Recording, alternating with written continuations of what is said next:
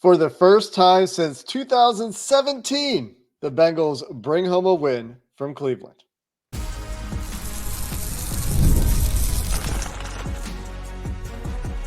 You are Locked On Bengals, your daily Cincinnati Bengals podcast. Part of the Locked On Podcast Network, your team every day. What up, Bengals fans, and welcome to another episode of the Locked On Bengals podcast. I'm your host, Jake Liscow. He's your host, James Rapien. We are part of the Locked On Podcast Network here on Locked On Bengals, covering your team every day. We're on YouTube. We're everywhere you get your podcast. The Bengals won a football game in Cleveland. Everything's going well. Welcome back to the everydayers. Welcome back to those of you who make us your first listen. We appreciate all of you who have made us part of your routine very much, no matter where you watch or listen. And if you're new, you can subscribe no matter where you watch or listen to stay up to date on all things Bengals. And James, you were really close in your prediction for this game, as our everydayers would recall. I think you were at 24-13. And am I remembering your score prediction? 23-13. 23-13. And it darn well should have been. It would have been right there if Evan had came through for me, and he didn't. And we don't need to focus too much on Evan McPherson today, although that will be a topic of conversation at some point in the next 48 hours, perhaps. We'll see if we circle back to the Evan McPherson topic in greater depth. But the Bengals do enough for the second straight week to come out of a win where you're not feeling great about it, but they've stacked wins. And that kind of goes to Joe Burrow being asked after the game, like, are you concerned about the way the offense is going in these games? And he's like, well, we're 2-0 in these games when we've been rocky. And when we were going well, we were losing all the games. So, except for the one against Carolina. So it goes back to the idea that, beggars can't be choosers kind of thing. They need to win the game first. They made the plays to win the game, even though it wasn't very pretty, at least on the offensive side of the ball. What's your big takeaway from the game? They won a game they had to win. They get a win in Cleveland. Is there a but there for you, or is that kind of the biggest? No. Like, if you listen, maybe you're a first-time listener, and if so, awesome. Hit that subscribe button on YouTube, follow wherever you get your podcast. But the everydayers know that this is what I expected. It was going to be ugly. Did I expect 0 for 6 on third down in the first half? No, maybe not. Maybe not that, but I didn't expect this to be a track meet. And I thought that there would be some back and forth and some annoying moments and some frustrating times and frustrating decisions or punts or insert whatever. But the bottom line, and you let it off with, they haven't won here since 2017. The last time I was here, they lost 24-3. Just a day after Joe Burrow had officially signed that contract extension. The time before that, it was 41-16, Halloween night, and it's just crushing loss. You lose Chidobe Awuzie. Now, they responded the right way, but this has always been a pivot point for the Bengals where it's like, oh, man, why didn't go well? They got to fix this or do this. And so, all right, well, yeah, do they need to clean some stuff up? Absolutely. But did they win? Did they get to 3-4? Are they 1-1 in the division? Have they won in Cleveland for the first time since 2017? Yes. So there's plenty of time to focus on the stuff that we're going to focus on. But they did get a win today, and that is huge because that's really the only option they had to keep their season alive. If they lost to that Browns team, then that's it. It is. And despite them struggling through it, I never really felt like they were in danger of losing the game, which is it might say something about the Browns too, but it also says something about the Bengals. They didn't unravel.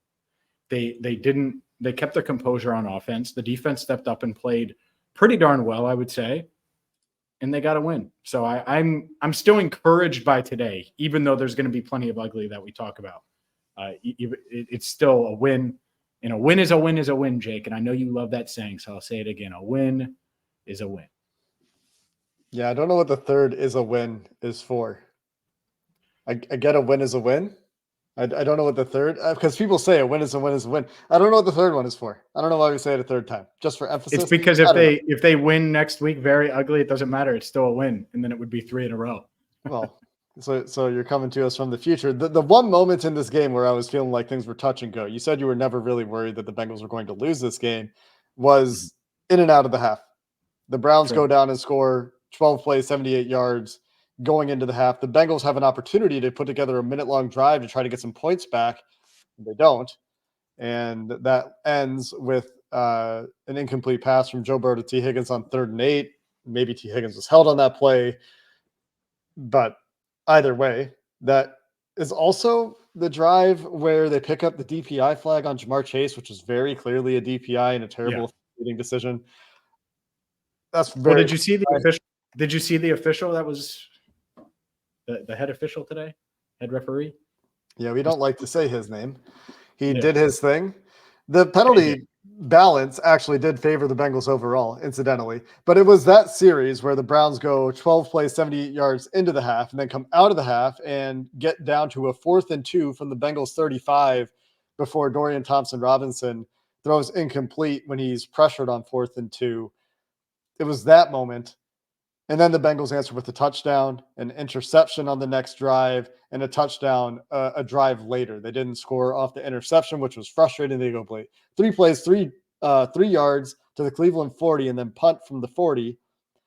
And that was frustrating. And that featured the Joe Burrow 3rd and 8 audible to a running play for Zach Moss. It gets bottled up from Myles Garrett on backside pursuit for 1 yard instead of, Burrow throwing the ball to try to pick up the first down. One of the frustrating moments for the offense, but then they score another touchdown. It's 21-6. And at that point, late in the game with Dorian Thompson-Robinson struggling with the defense, as you said, playing at a pretty high level, they have 2 takeaways. They get a 4th down stop. They get pressure to the quarterback consistently throughout the game, taking advantage of a bad Browns offensive line. Then you felt pretty good about things. The onside kick remains the lowest percentage play in football. Not a whole lot of stress around that, but still, it didn't have to be that stressful. So there's this big picture topic of, yes, they won. That is the most important thing. But for me, there is a but. Again, this week as it was last week. And it's, do they have to turtle so hard into kicking a 50-yard field goal there? I understand the rationale. I do. You want to run clock. You want to save Joe Burrow from potentially getting hit where Cody Ford is really struggling in replacing Orlando Brown at left tackle. I do get all that. But playing for and missing a 50-yard field goal after getting that interception where you could instead try to gain some yards at some point, try to ice the game and really ice the game, get a couple first downs. Maybe you can kneel it out there. I would like that to be different. I understand why it was the way it was this week, but it's another feather in the cap or whatever of the Zach Taylor approach to finishing games sometimes. Sure. I get that. And you got to get points there. I mean, as weird as it is, they didn't get 8 points on either of their turnovers that they forced. Yeah. The Sam Hubbard interception or that one. And that one definitely stands out. You'd want to. And man, it has been a theme. And it's worse when the field goal misses, right? It just is. Well, and it's two missed 50-plus yarders that are notable, right, in recent history that make it really stand out. Yeah.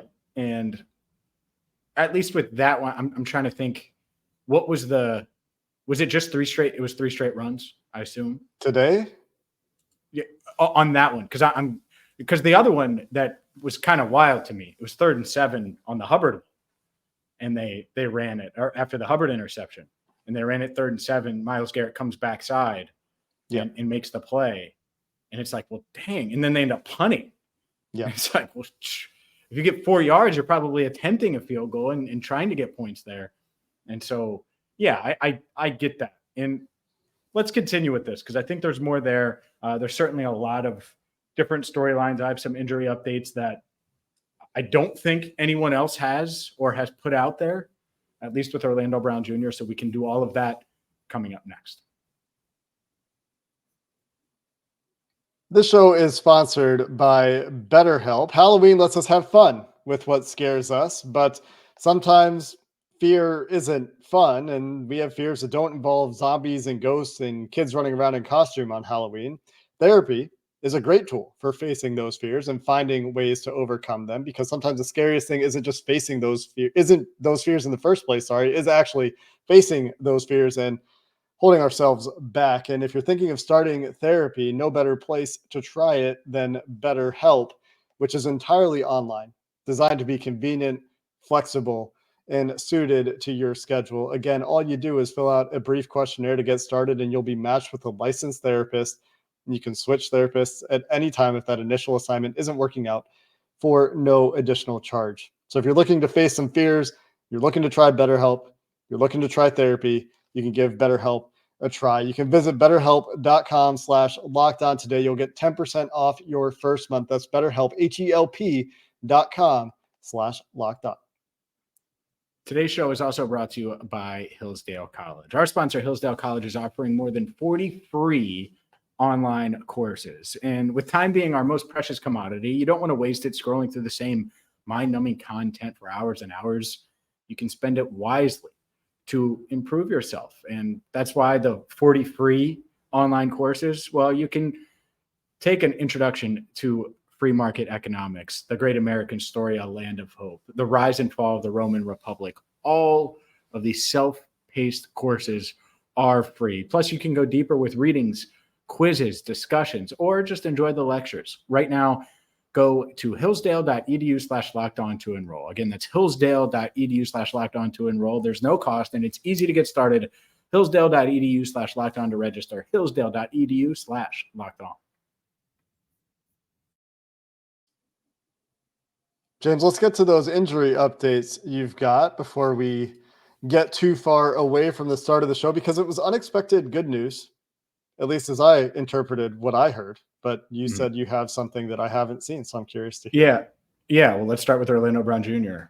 Did you know that it's not his knee? I didn't know that it was his knee in the first place. I guess I thought that it was some sort of lower extremity issue. I don't know if I Well, knew the Bengals specifics. said it was a knee, so everyone Okay. knows it's a knee, but it's not a knee. It's his calf. Okay. He's dealing with a calf issue. He's going to undergo an MRI on Monday, and so we'll see. But overall, not his knee. Good thing. If I had to guess, I would say he has some kind of calf strain. And so we'll see. But overall, the fact that he was able to return to the sideline, it's not a knee. Maybe he misses some time. Maybe he doesn't. I think the MRI is kind of dependent there. But I think that's positive news. And then the Geno Stone stuff, you've probably seen, a lot of people probably have. Told me he was good. I talked to him in the locker room and could have walked off the field. They did all of that as a precaution more than anything. And I did see him. I was downstairs by the Bengals locker room after he got carted off. And I saw him. He tried to put weight on it after that, and they didn't want him to.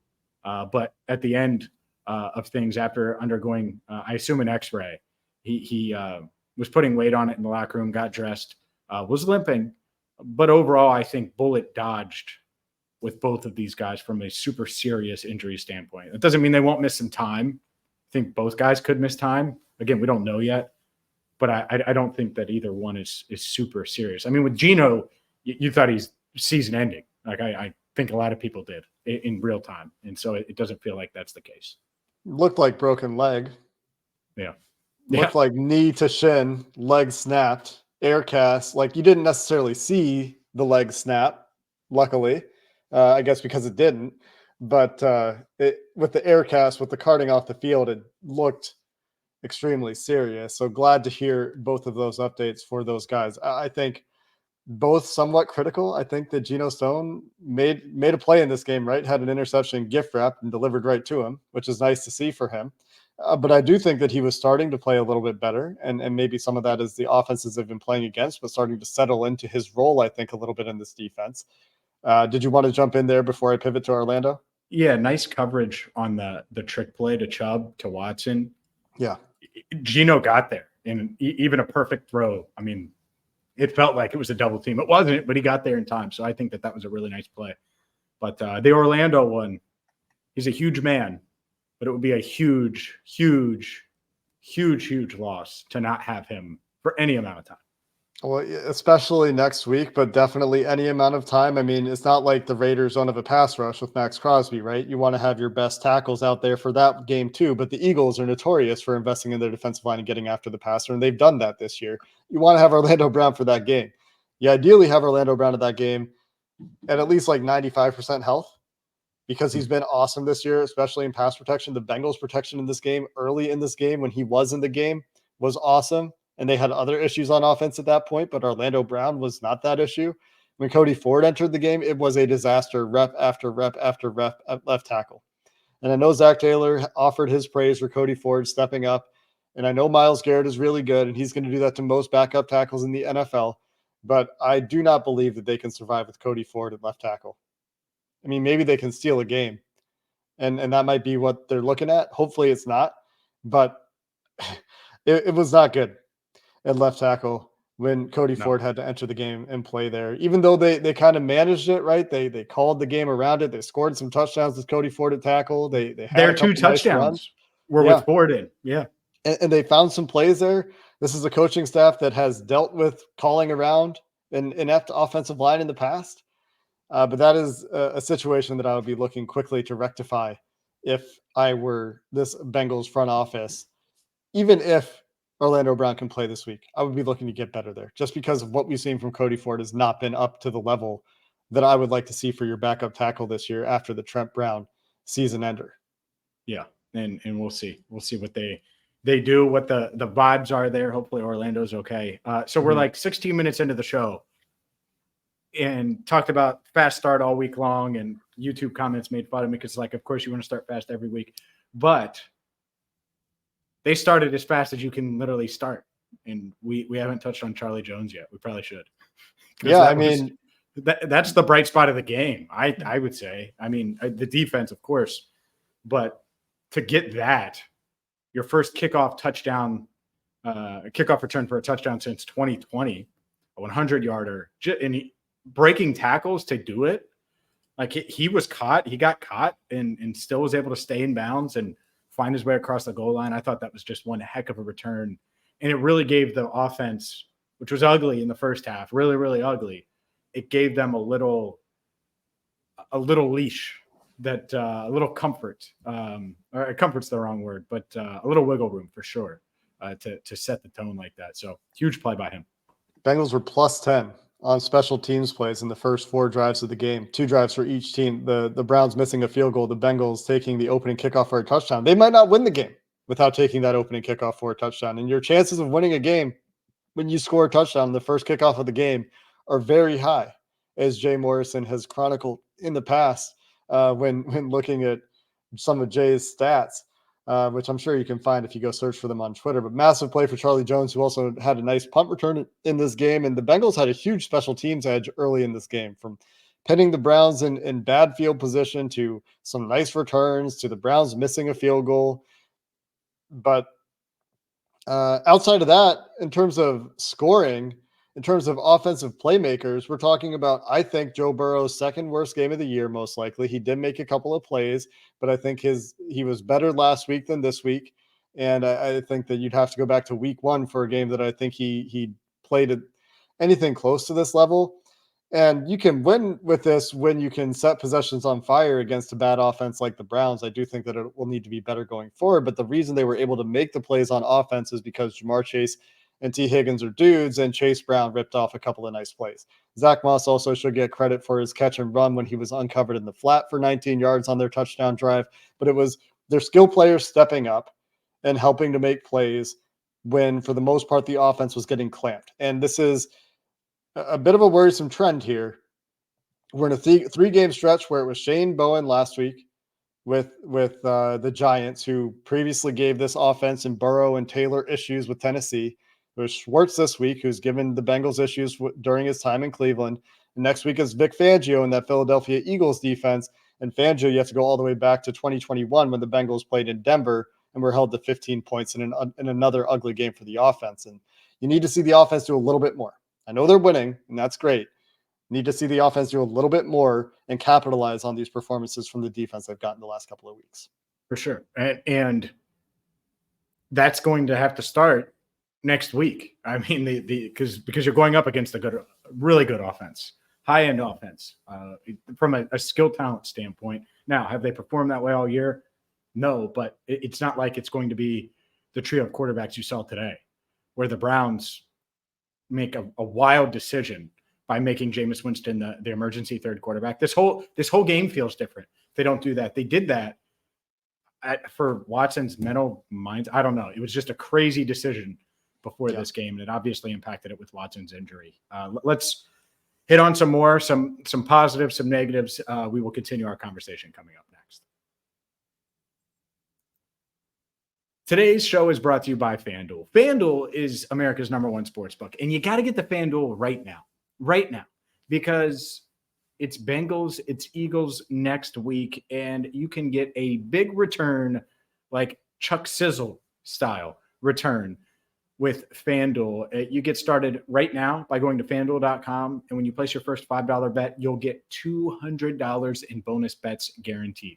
That's $200 in bonus bets guaranteed when you place your first $5 bet at FanDuel.com. So check it out today. You won't regret it. And whether it's Bengals, Eagles next week, whether it's Monday Night Football, anything in between, FanDuel has you covered. Again, FanDuel.com, and get $200 in bonus bets guaranteed when you place your first $5 bet.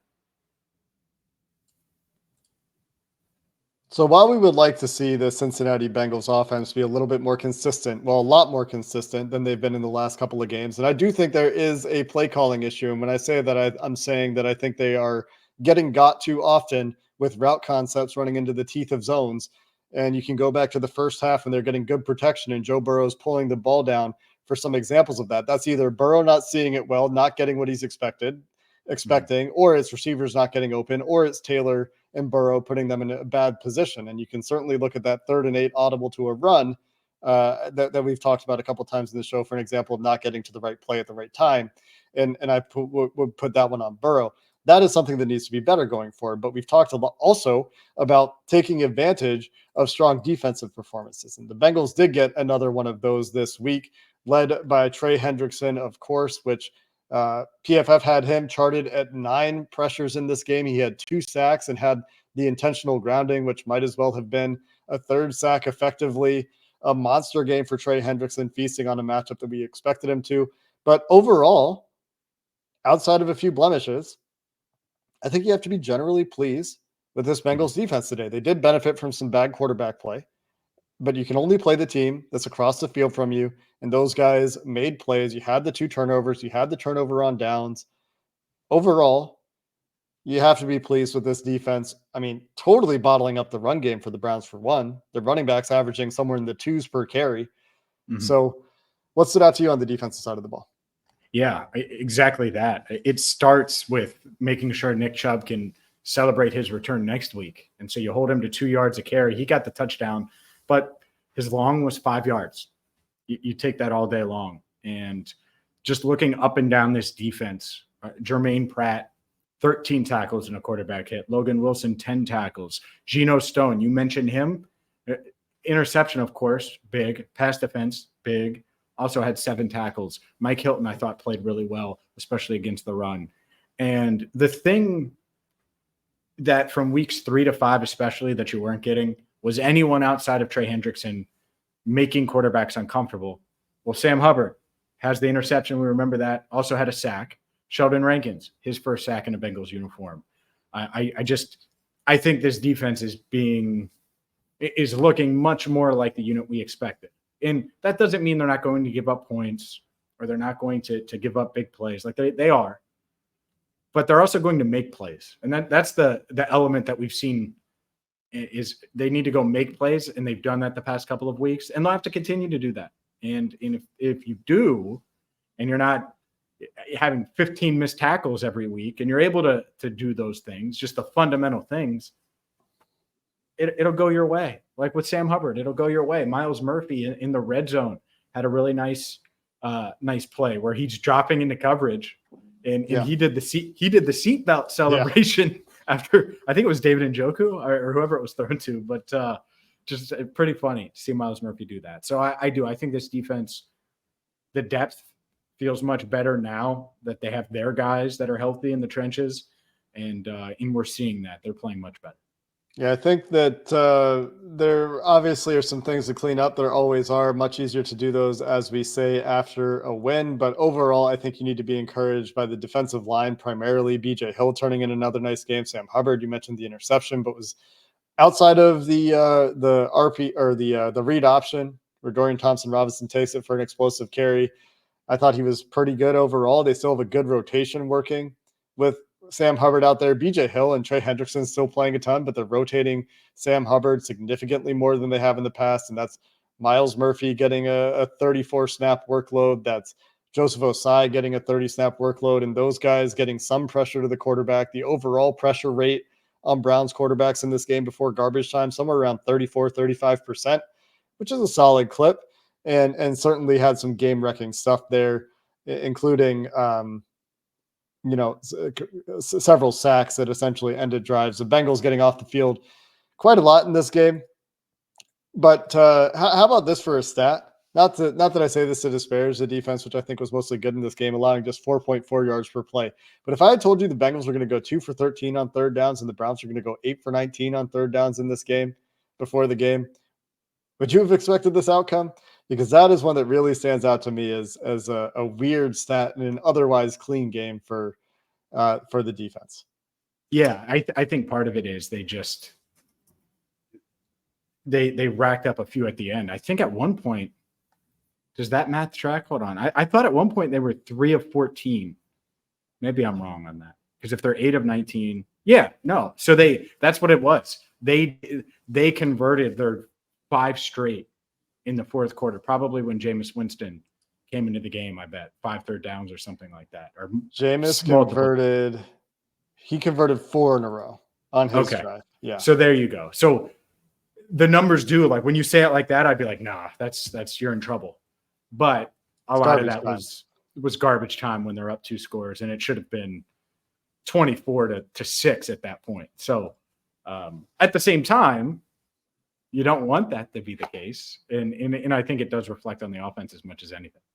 Yeah. Finishing games is going to continue to be a topic, I think. Just finding that put away drive at some point, even if it's in the first half, converting one of those drives at some point. Well, one more drive from the offense, I feel totally different about this game. But as it was, they had 2 drives really for the entire game. Well, yeah, especially after that Charlie Jones return, and then you get the 3 and out, and it's like, all right, you're but you're right there. Like, you can really take advantage of it and go up 14-0, and they didn't do that. Yeah. Some opportunities in this game to find those answers. They found them in the second half. They did enough in the second half. Their first touchdown in the game comes after the Cleveland Browns turn it over on downs with their first drive of the second half. So you take that. Certainly some room for improvement there, but you shout out the guys that made the plays, of course, that helped you win the game. That's Jamar Chase, that's T. Higgins, that's Chase Brown, all those guys stepping up. That's Charlie Jones with the kickoff return for the touchdown, the nice punt return. That's the defensive players we've talked about making plays, finding those turnovers. Geno Stone collecting an interception thrown right to him, but he did the job and he made the interception and he brought the ball back quite a ways to get the Bengals into some good field position there. So that's as much as you could really ask for from those guys. Trey Hendrickson taking over the game on the defensive side of the ball to help things quite a bit there as well. And when you have those guys out there that they have right now on the defensive line, you definitely feel night and day about that unit compared to a few weeks ago when we were looking at a team that had guys playing lion's share of snaps that aren't playing at all in NFL games at this point. So some improvements there. We'll keep an eye on the health of Geno Stone, of course, for this defense that's looking to continue to stack performances. And we'll have more to talk about from this game, some big picture things that we can maybe get into as this week goes on and we turn our attention to the Philadelphia Eagles coming to Cincinnati next week. But that's going to do it for this post-game show here on Locked On Bengals. Until next time, thanks for listening. Hoo day, and have a good one.